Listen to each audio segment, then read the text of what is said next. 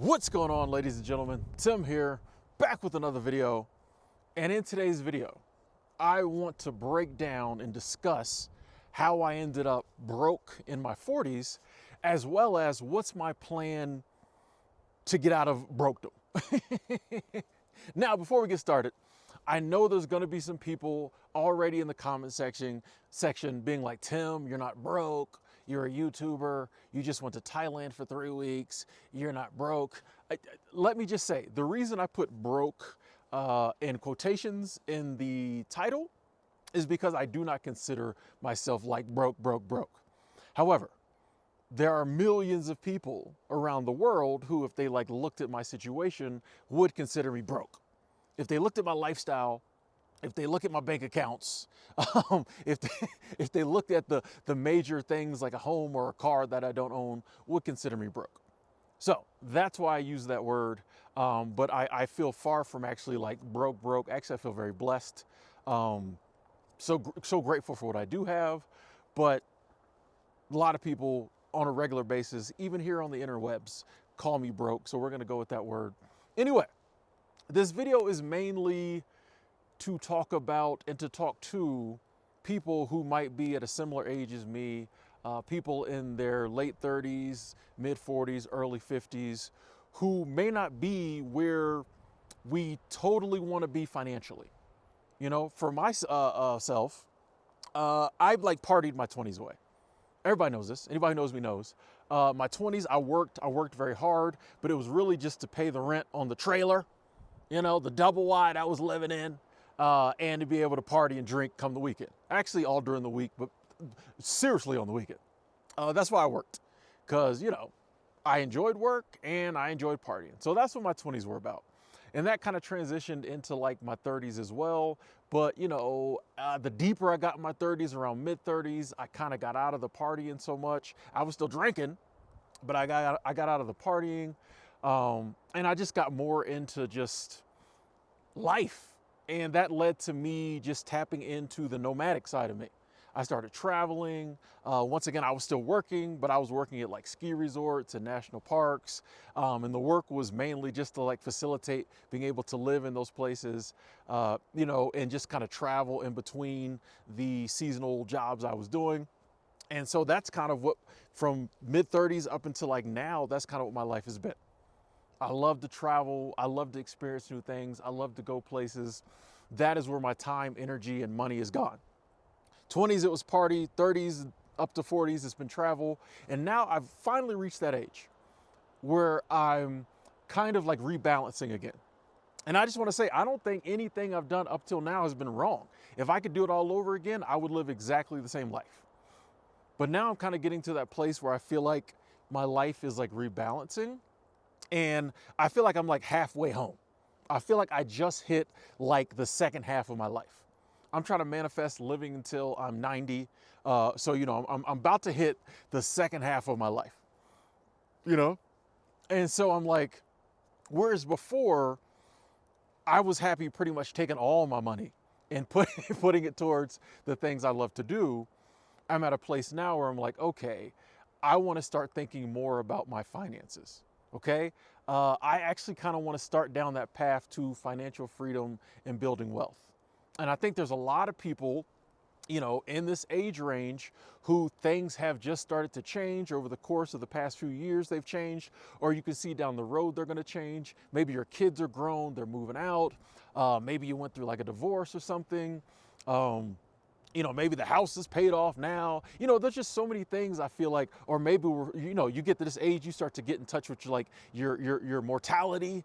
Whereas before you thought you was gonna live forever. Now you're kind of like, oh, okay, I'm starting to feel that, you know, this ain't forever. You know, so things start to change around this age. And I think it can change kind of our outlook on our finances. And I know there's a lot of us who up until now maybe have just been like getting by or spending our money doing something we loved. And now maybe we have the opportunity to kind of get started, building some wealth, getting financially free, and setting up our finances to fund the rest of our life. Okay? The funny thing is, the ironic thing is, most of the financial advice I feel like on the internet is aimed towards younger people just starting out like in their careers, or like older people whose careers are about to be over. Like if you're 20 something, they want to tell you about, oh, do this, do it for 40 years, boom, boom, boom, boom, boom. You'll retire with this much. And they love talking to like the 60-year-olds about, oh, you're about to retire. This is how much money, blah, blah, blah, all this. I feel like our group kind of gets left out. Unless it's an article like, oh, if you're 50 and don't have $1 million saved for retirement, you're screwed. Like you get those type of articles. But we're the people just being like, hey, it's never too late to start on your financial journey. It's never too late to get financially literate. It's never too late to like learn about money and like start stacking chips up for the second half. So that's what I'm starting to do myself. Okay. And I've really just been, over the past few months, I was reading like a lot of financial books and really delving into like money and finances. And it really kind of boiled down to like 5 things I think we can start doing if we hadn't been doing them before. Like 5 core things, okay? One is to like increase your income. Make more money. The second one I think is to kind of change our spending habits, change how we view money, change kind of what we do with our money, okay? The third is like getting out of debt. Third is getting out of debt. The fourth is saving money. The fifth is investing money. I think those are like the 5 core things you need to know. And if we all start working on those things, that can totally change our financial future.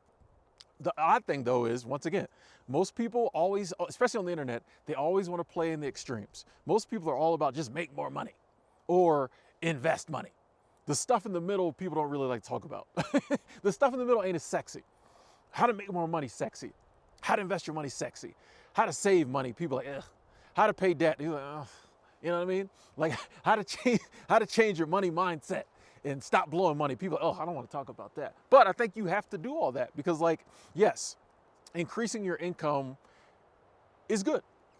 If you can do it in a way that still allows you to like live your life and do the things you love. Cool. But if you don't do point number 2 and like change your spending habits and change, you know, how you manage your money, you're just going to blow more money. And that's what a lot of people do. When they do get a raise, they just spend more money. They were making this much money, they spent this much money. When they get the raise, this much money, they spend this much money. So it's like, if we're going to increase our income, then it's important that like we start to police our spending so we don't just like spend even more, right? You know, saving money. Very few people want to talk about saving money. And if you do start to talk about saving money, people will say, oh, saving money is pointless. You do realize that the US dollar has lost this much money since, I know all this. Yes, you know.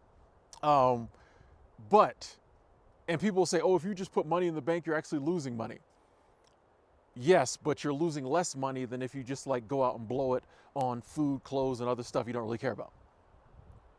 Spending money on stuff you care about, yes, but blowing it on stuff you don't really care about is wasting your money. So saving it is actually better than that. But once again, well, I tell you, there's all kind of weird stuff around money. That's why we're going to go into this, folks. This is just video number 1. We're going to break all this down. We're just having a discussion now. But it's like saving money is better than blowing money. So yes, even though there's a step after saving money, which is like putting some of that money towards paying down debt, which is saving you even more money every month, and then also investing the money, we got to save it before we can invest it. People want you to jump to investing before you even save it. What am I investing if I'm not saving? I got to save it first, you know? And I'm a big believer that a lot of people make a lot of money the worse off you are with your money. The worse off I am with my money, the less I know about my money, the more money other people make. And so that's why I think there's so much bad advice out here about money. You know what I mean? I think that's why there's so much bad advice. There's so much like contradictory advice. There's just so many voices out here talking about it, and pretty much all of it steers you in the wrong. A lot of it steers you in the wrong direction. Because people make more money the worse off you are with your money. If all of us were good with our money, a lot of people would be broke. Right? Because, excuse me. Ooh, because, give me a second. Okay. Because then we wouldn't need their advice. We wouldn't need their courses. We wouldn't need their videos. Yeah, if we all were That's why they don't teach us in school. That's why they don't teach us in school. You know, it would be very easy to have money management courses in school. There's a lot of stuff you could get rid of in the elementary, junior, high school curriculum that would not be missed. And we would be much better suited to talk about like money management and finances. The reason they don't do that is because they want you to be horrible with your money because like they make more money, right? It's all a game. Anyway, what we're going to try to do in this series of videos is really just have basic discussions about the basics of finances, you know, even like when it comes to like making more money. You know, there's a ton of videos about like side hustles and how to make more money on the internet. Most of those videos are trash. Most of those videos start out with, I promise you, if you've ever watched a video about like 100 side hustles you can do in 2024, the first one is within the first 5, if not the first one, is paid surveys. Tell me I'm lying. Tell me I'm lying. That's how you know a video's trash.